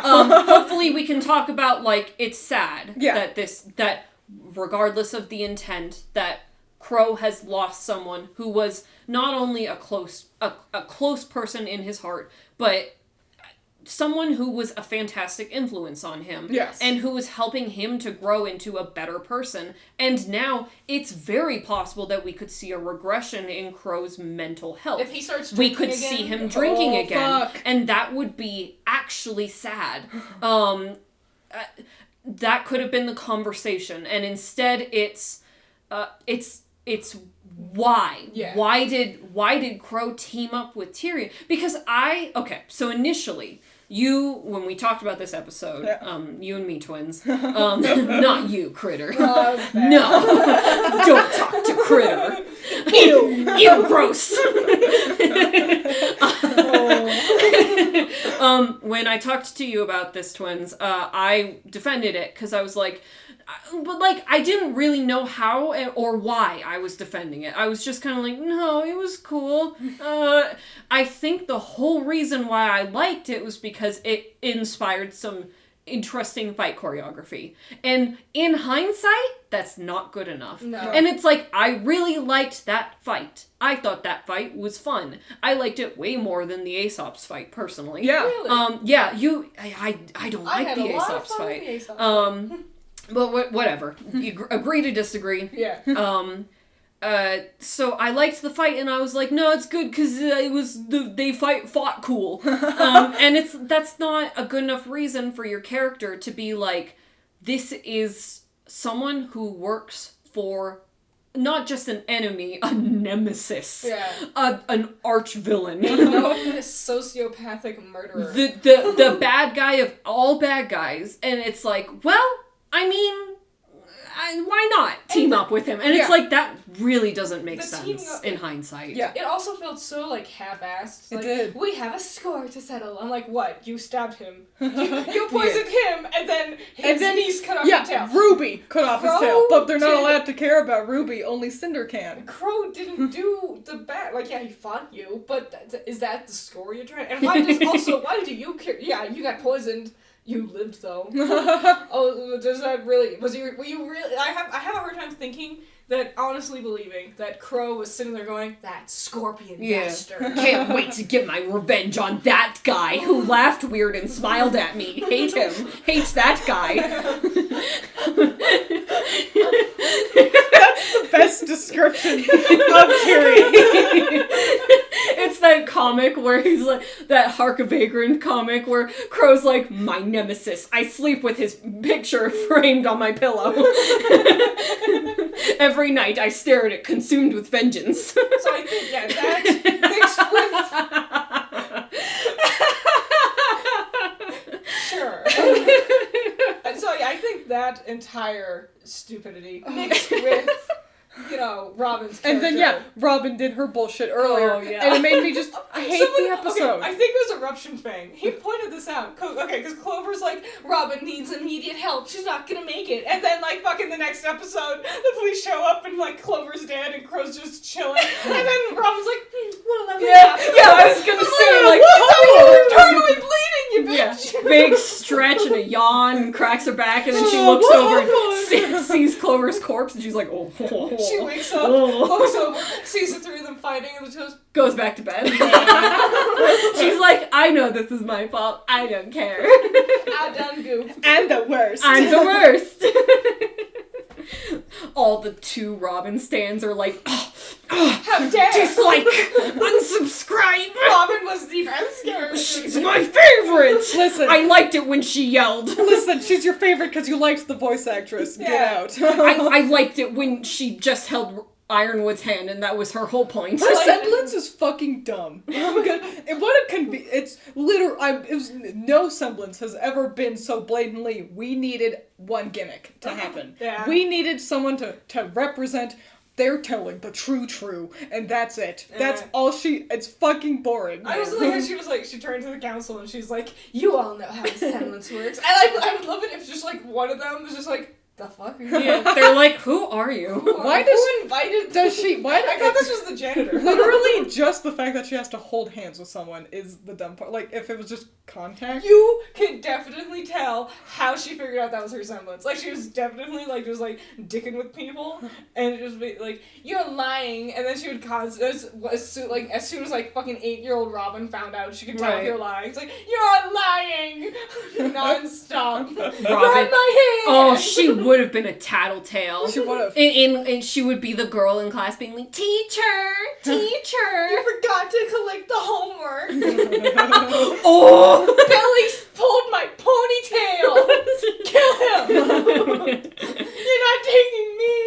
This is slightly tangential, But from this very on topic. I think it would have been cool if Robin had like hyper accuracy or something, and my Robin Hood lore is tenuous because it's number one fan. It's been a while, but I'm pretty sure he had like crazy fucking like accuracy. Yeah. I'm pretty sure there was a thing where like he split his arrow in twain. Yes, someone shot the bullseye and then he shot the bullseye and made a super bullseye, and it was so cool. So I think we can't have that because Maria already has some bullshit like that. Reflexes. Reflexes is dumb. This is different. It's just as different as Blake and Sons are different. They also they always hit their target all the time. Shut up. Like, they've My never ideas are once cool. missed. Your idea. I wish you could steal. I wish you could like kind of like villager. Ooh. Just like pocket items. Because That looks silly, but it'd be cool. Yeah, she steals from the rich. I wish she had If like she had like a pocket dimension. Yeah. it would be cool if that was Fiona. She had that. The goat. Who? What? The goat girl. She had that. Did she do Yeah, that? they stole like an entire truck. She did that to a truck. That's embarrassing that I missed that. No, I think it would have been cool if I think maybe they do this in Konosuba or something. If Robin had like going off the thief thing, if like it was like selective telekinesis powers where she could pick up something but only one thing at a time, but she could take it like off your person kind of thing from a distance. Okay. And then just like bring it to her. Interesting. Like, I don't know. Anything other than I'm a lie detector. Yeah. Especially this is so lame because it's like none of them were doing that, Allison. It doesn't matter. But I guess I just wish that the semblances were maybe a little bit more connected to their fairy tales. Yeah. And that's why I theorized that Oscar's semblance would be teleportation because of There's no place like home. There's no the place ruby like home. slippers thing. You know, it'd be cute. He's even got red-ish shoes now. Yeah. People keep being like, I think the headmaster of Vacuo is gonna be Dorothy. And it's like, isn't Oscar? It's Oscar. Yeah, he was a farm boy. Yeah, he went. He had a little rainbow thing in his pocket, and that's Clearly, the rainbow. Vacuo's gonna be Toto. Yeah. That's the last person. Cute. That would be neat. Is there not anyone else more important? We've got the Scarecrow. We've got Tin Man. Yeah. The Good Witch doesn't exist anymore. Wicked Witch. Wicked Witch is the bad guy. Lion. Lion Lion's was dead. disappointing. And what? We've got flying monkeys. What? It's gonna be a tree? Like like a tree throwing apples? Yes, please. Could you imagine a tree grim? That'd be scary and cool. Yeah, it's gotta be Toto. Also, Vacuo is like, Faunus live there more than menagerie. So Faunus place is desert place, and so yeah, it's gonna They did say that, didn't they? It's gonna be Toto. This is a bit of a tangent thing. Again. I'm reading the copybook after the fall, and like, okay, they're talking about how Team Coffee got together, and Velvet's like, I really don't want to be with that Yatsuhashi guy, because he's from Mistral, and they're super mega racist This is in so Mistral. bullshit. And I'm like, not at all. What makes this was never explained. Yeah, Mistral, the place where the Faunus was a headmaster. Yeah, the place where literally, like, Faunus are just, like, hanging out and no one did anything. No one said a single mean thing to Blake. Mega racist. Yeah, that's dumb. So I get places mixed up in my head. Are we talking about the place with the sign? Leo. Okay, yeah, just the sign, and that was like the only racism. Not like Alice, where they have their evil minds, and Cordo being like, well, if the filthy Faunus is gonna join you, then you have to fight my stupid boot mech. I liked her boot mech. I didn't. Cordo's useless. Cordo's a waste of Dude, I'm so technology. excited yes. for Cordo to come back. Oh, Oh, my man. gosh. My favorite character, Cordo. I can't wait for her to be in the mobile game. When RWBY needs everyone to give her their energy for her spirit Yeah. bomb, We'll she's see gonna her, get like, one hand. Yeah, one hand, like 17. Yeah. Can't be bothered to do two. Alright. Volume 7. Yes. I think it was a good volume. But I'm more excited after all that complaining. Yeah, we just, like, shit on it for, Fuck like, you, 12 Robin! hours, and we're like, so it was good. I think it was a good volume, but I'm gonna like volume 8 a lot more. I think this was all mostly setup. Mm. It was a lot of stuff. And if they build off of what they have, then I have high hopes for volume 8. Right. The new directors and writers on the team are great. The writing is so much better than it has been. Mm-hmm. But I described it multiple times to Allison as it's like you're playing a game and it's broken. Like the jump button doesn't always work. And then a patch comes out and it's high def now. The visuals are so pretty. It's got really pretty music in the background. But you still don't always jump when you press A sometimes. Oh, and so that's Dragon Age Inquisition. So that's what it feels like, where it still suffers from the same problems as before. Like, the plot's not allowed to start until we near the finale. Yeah. The first half of the volume is kind of useless. Things like, characters' intelligence takes a dive so they can lose fights. Just things that have pervaded RWBY are still there. Yeah. But this is a clear improvement. But that being said, I don't know, because basically since episode 8 or 9, I walked into Allison's room and said, I didn't like it. And it's, like, I think it's just kind of Death from a Thousand Paper Cuts, where it suffers so much from the sins of its father, where, like, things aren't set up well, or, stuff like that. So I'm really conflicted about Volume 7, because I did like the first half of it, even though for the whole thing I was like, so when's the plot gonna start, though? And then that plot starts, and I'm like, well, I didn't like that, I didn't like this, I didn't like that. And it's not just because it wasn't what I wanted, I just feel like there are a lot of issues with the volume, and issues that I think could have had simple solutions, and maybe that's what annoyed me so much, is it felt like they were, like, just missing the mark slightly. I don't know. I do like it, I think. I'll have to watch it again, all together, and see how I walk away with that. Because sometimes your opinion can change after rewatching a volume. Like, the first time I watched Volume 5, bizarrely, I didn't hate it as much as I do now. It was only after being forced to watch through it a second time that I was like, oh wow, I hate life. Jesus Christ, do anything. So this is clearly a step forward. Yes. But Rooster Teeth is also still, I don't know how much this affected RWBY, but Gray kind of happened to Rooster Teeth. Mm-hmm. And I had surmised that Volume 7 would still be suffering from his influence, but then Volume 8 would have more of a punch. And also because, like, I think the first episode of Volume 7 aired, and they were like, we're starting on the script of Volume 8. And I don't think I've ever heard them be like, we're starting before. Exciting. I agree. I do think Volume 8 is going to be better. That being said, Volume 7 certainly isn't as bad as 6, which is funny, because I think I ranked it lower than 6 earlier in this. Opinions changed really quick.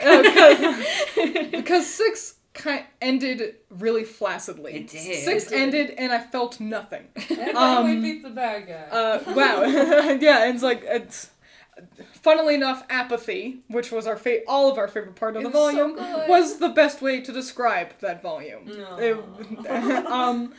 So Volume 7 made me feel, like I said, I for the first time ever, I was skipping the intro, not because I didn't like the intro, but because I was excited to see what happened every episode. Yeah. I didn't want to sit through the minute 20 seconds of a pretty fine song. I wanted to see how, even when I was in the throes of, I didn't like last episode. You still wanted to see what happened next. Yeah, and so that's good. Yeah. So I'm excited to sit and ruminate on Volume 7 more, so then I can gather these thoughts better, and understand my own feelings about it. I'm gonna say positive ? And that's how I feel. Cool.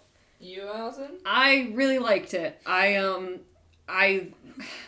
This was a really good volume to me. The writing, specifically in talking scenes, has gotten so much better.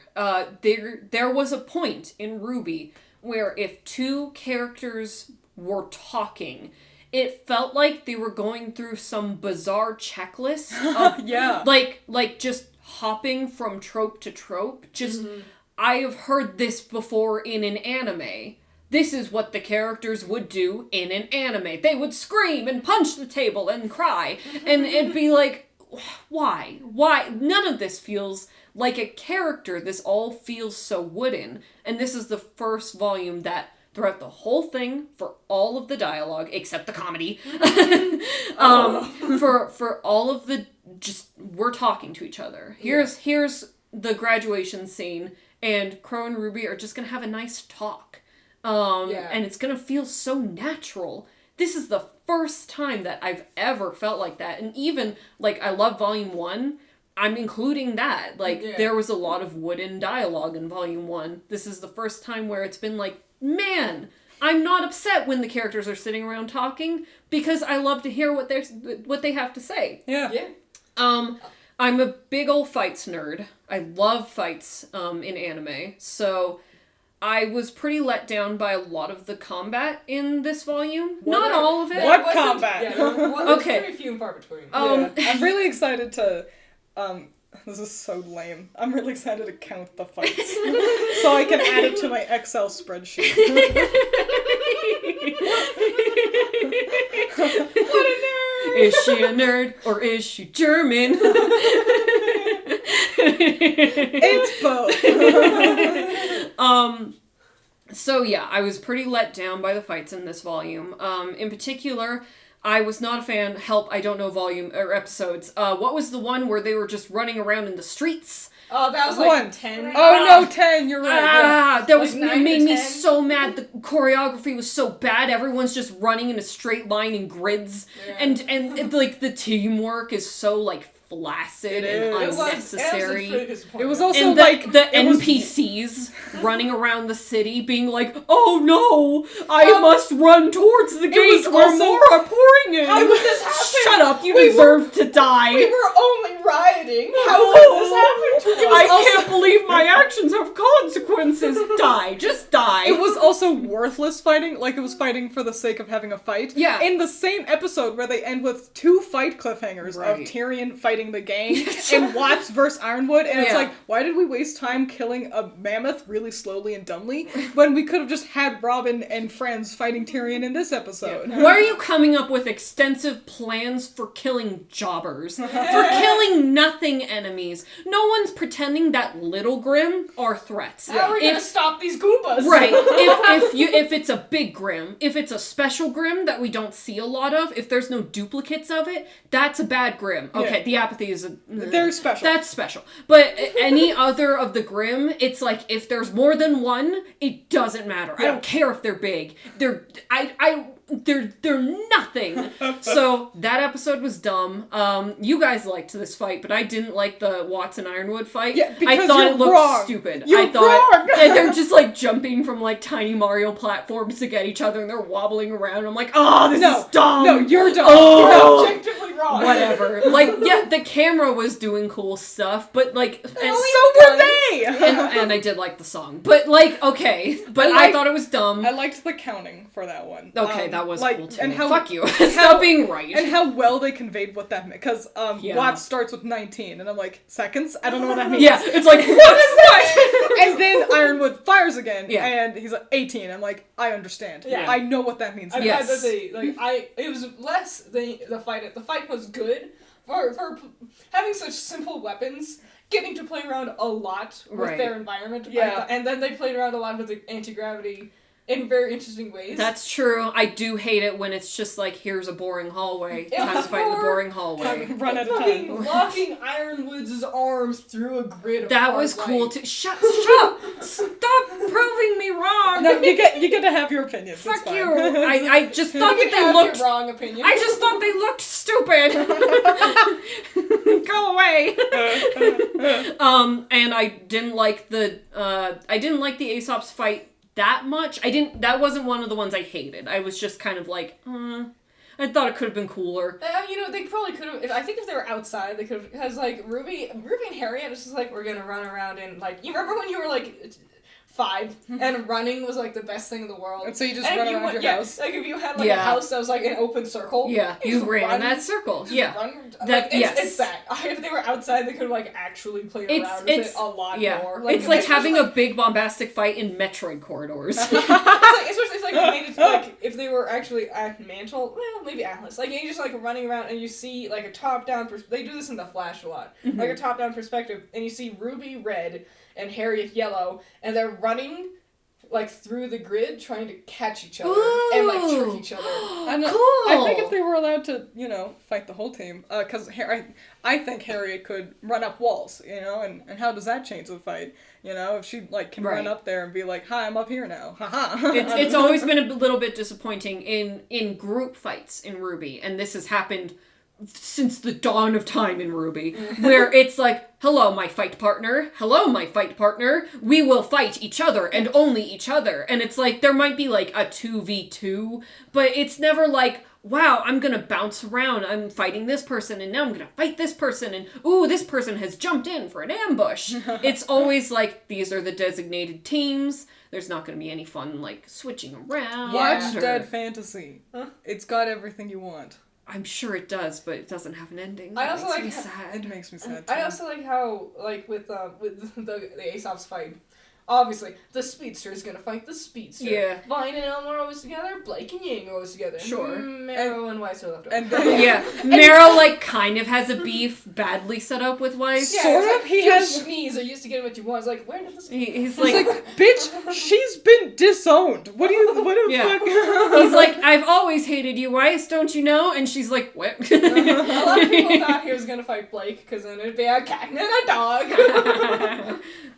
But yeah, they know when to fight. Yeah, I honestly, all the "you elites fuck" dialogue really annoyed me. Because Marrow has that, line. He also, in, I think it's episode 2, when he walks up, he just interrupts Blake and Ying's. No, Blake and Weiss's conversation. Yeah, they're talking and he just inserts his And he's head. like, yeah, the Schnees are all assholes. They don't care about us faunus. All those humans are the same. Anyway. Hey Blake, you want to do a chore for me? And they're like, why are you Yeah, here? it's so weird. But, what? Oh, because Cinder has a similar thing when she's fighting. All you elites are the same. You give everything but I'm not gonna starve. And I'm like, are you from Mantle? What the fuck is this? Why do you suddenly this care? Is my theory. Oh, boy. This is my theory Oh, about boy. that. So she's Cinderella. What Yes. if she came from a poor ass house where she was starving and she was dying?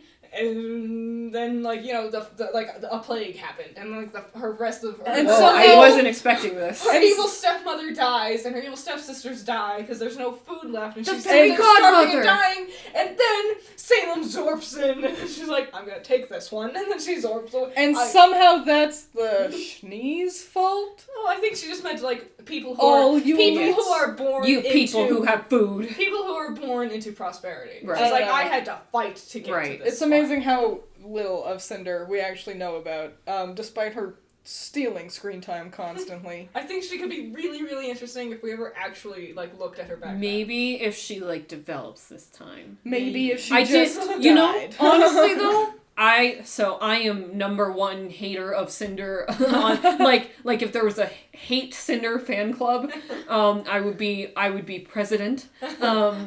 But I have to admit, this volume, I have to lose my title because she didn't bother me that much. She was much better. It helps I that think she- it helps that the voice actress is doing a much better job. Yeah, I don't know if feel Jessica like Negri took a class or if she's doing great. or if now. someone actually gave her fucking direction this time, Yeah. other than just sound like you want to have sex with the microphone. She's doing great. Yeah. Way to go. Bravo. Best improvement. You get a gold star. She's really, really come into her own, and and the character has also just, like, not had time to annoy me. So I didn't hate her this volume, which was a nice change of pace, because normally she rolls up to the party and I go, no! You said something, and I agree. What? Her outfit is fucking stupid. It's terrible! And it's not just because she's a blob, like, her silhouette is a blob. Yeah, because it's all black. She black hides. on black. Yeah, I can't see her body against herself. I can't see her against her hair. Penny's gloves get lost in her. She gets lost in the background sometimes. You're right. Yeah. She has worn black before, and it worked. Her catsuit, it had dust in it, and it, like, glowed when she did fire shit. Yeah. Ooh. Her current outfit should fucking do that. Yeah, That would be cool. I wish she used to glow when she did her main. I wish we brought that glowing back. Was it Like because if the old lore was that she had, like, dust I think clothes? I think that the old lore Okay, was sorry. we're doing something. We don't know what, but it looks cool, and I wish we'd done that. Like if, like, for example, like let's think about the other maidens too. Like if Penny starts maidening up, her power lines down her body also glow. That'd be pretty. And let's like she's the worst, but if Raven, if she like powers up. And she has, like, a little, like, glowy purple pinkish thing on her, like, It's red. corset. What's wrong with you? It's red. Whatever. I don't want it to be red. It is. It's boring. I'm sorry. I'd like her katana glowed, glows. or her, And then like, she says, nothing or personal, her, like, kid. mask line glow. Oh, that'd be cool. That'd be cool. Like, I wish they brought that back. I Like, think- they can bring back Neo's eye blinking thing. We can bring back glowy shit. I believe her outfit glowed because her semblance is that she can, like, I've read it recently. It was like she manipulate dust and like dirt. and superheat it. No, like dust. Like she's using the dust to create fire and glass. I don't know, it's fucking complicated and it feels a bit like a retcon. But either way, It is. either way, however it works, whatever, it should happen. It would make her new outfit look great. Also, this might sound petty. She should have glass fucking heels. She's Cinderella. I saw a picture. It was just a picture of like her from like the waist down, and it was just how fucking long does it take for you to lace up these boots? They go up to like above her, like they're almost to her crotch. They're really cute shoes. I'm gonna be honest. But like I was just like, all right, back and forth, back and forth. Yeah, even if you don't want to give her a full glass shoe because you want her in thigh highs now, cool. The heel should be glass. She's Cinderella, glass slippers, come the fuck on. It was the coolest part of her design. I'm mad! You to Cinderella is me to Robin Hood. We're like, no, she should be wearing green, darn it's green! And you're like, color theory! Also, whatever. It doesn't... Fucking whatever. There's this really dumb, this rumor is super dumb. While we're on Cinder, while we're ending up with Cinder, there's like, what if Summer got hurt and then Salem found her and then turned her into Cinder? What? Just because they both have black hair. That's all you need. This is also the same fandom who was like, oh, Cinder is Blake's mom. Cinder is Ruby's mom. Because Cinder's got black hair and yellow eyes. Okay. Just like Blake. Because people are idiots. I'm going to assume the best of people and hope that this is just like one person. Maybe. Like one person and no one else is like subscribing to this theory. Because that is absurd. Yeah. It's My more 30-year-old plausible that it's like, oh, I've just been keeping Summer in the basement. Here she is. That's more likely than Cinder being like, Ruby, it's me, Darth Vader. I'm your father. And Ruby's like, no, that doesn't make sense. And my 30-year-old mother became a 19-year-old brat. How old is Cinder? Young enough to look like she could be a student? I'm It's an assuming, anime, so she could be like 30 or 19. I'm assuming she's about the same age as Winter. That's my Probably. assumption. Like a senior? Like if when Ruby was a freshman, she was a senior? I only I have it in guess. relation to Team Stark's ages. feel like we're wandering a bit, guys. Maybe a little bit. Maybe a little bit. I care about Cinder and how she annoys me. How can I Fair. complain about her more? That's fair. Both valid things. At least this time around, I didn't like Cinder because she was being a Yes. meanie weenie villain. Yes, it Like- wasn't because her presence on screen makes me want to claw my ears out. Yeah. Or, like, look at her stupid shirt, I hate it, why is it just bandages? It's like actual valid reasons of, like, she is bad guy. I Yeah. don't want her to win. So way to go. Yes. Full improvement marks for Cinder. 10 out of 10. So, I'm gonna say Volume 7, I liked it a lot, and I agree they need to really... The character dialogue was a massive improvement, but now we need but the plot is so meandering and non-existent. Now let's start merging things together. I would love it if we could start having, like... If the plot's not gonna happen till the end, let's have character development progressively throughout. Like, episodes 1 through 3, Ruby and Penny have a character development moment. 4 through 6, Blake and Yang have a Here's moment. a fucking idea. How about it not be Ruby and Penny and Blake and Yang, because they're always together? Why can't the team be friends, actually, and talk to their fucking friends for once in their lives? Why? It really annoys me. And there's no real room to complain about it for Volume 7, because there's another complaint that I'll bring up in a sec. But yeah, I want the team to actually talk to the whole team. I don't want it to just be Blake and Yang. I don't want it to just be the fact that the teamwork of... Sorry, I sounded like I was really mocking you. Yeah, you went in really hard. I didn't mean to. The fact that the teamwork of them fighting the Aesops was Blake and Yang exclusively working together and Ruby and Weiss kind of working together. It's still not... We still don't get to have those two groups come together at all, unless I have to hold down the big scary grim with my thin ribbon. Better get my girlfriend to hold the other side. So then Weiss and Ruby can do the actually important things. I just want... Moreover, there's no room to complain about it for this volume, because it's not the Ruby show. It's let's look at Ironwood and Winter and Penny, and sometimes featuring Weiss. It's not Team Ruby's story, and I hope for Volume 8 that Team RWBY get to actually be important for more things than just, you're under arrest because you're in my way. The protagonist of this volume, Ironwood, I want them to get to be involved more. I want them to do things other than just have opinions, because that's what they do at this point. Yeah. You were going somewhere. I was trying to wrap up. So I liked the volume. Fuck me then. I liked the volume, and I think there's a lot of room for improvement. But I understand why other people don't like the volume. Because as we discussed, there's clearly problems within it. I don't understand people with different opinions than me. That's Stupid! Go die!